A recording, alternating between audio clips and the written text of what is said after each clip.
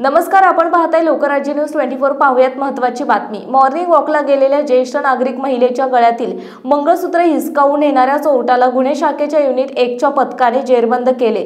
राजू खुडे असे या चोरट्याचे नाव आहे। याबाबत एका 61 वर्षाच्या महिलेने डेक्कन पोलीस ठाण्यात फिर्याद दिली। त्या 3 ऑगस्ट रोजी सकाळी 7 वाजता मॉर्निंग वॉक वरून परत येत होत्या।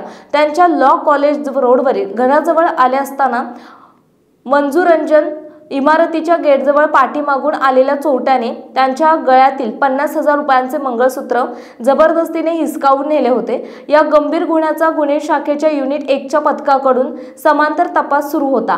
पुणे शहरातील ठिकठिकाणचे फुटेज पाहत असताना आरोपीचे अस्पष्ट फुटेज मिळाले होते। ते सर्व खबऱ्यांना पाठवण्यात आले होते। पोलीस अंमलदार मयूर भोसले आणि अमित जमदाडे यांना त्यांच्या बातमीदाराकडून बातमी मिळाली की फुटेजमध्ये दिसणाऱ्या व्यक्तीसारखा दिसणारा हुबेहूब व्यक्ती दीप बंगला चौकात उभा आहे। त्या बातमीची खातरजमा करून पोलिसांनी दीप बंगला चौकात शोध घेऊन राजू खुडे याला पकडले। त्याने गुन्ह्याची कबुली दिल्याने त्याला पुढील तपासासाठी डेक्कन पोलीस ठाण्याच्या ताब्यात देण्यात आले।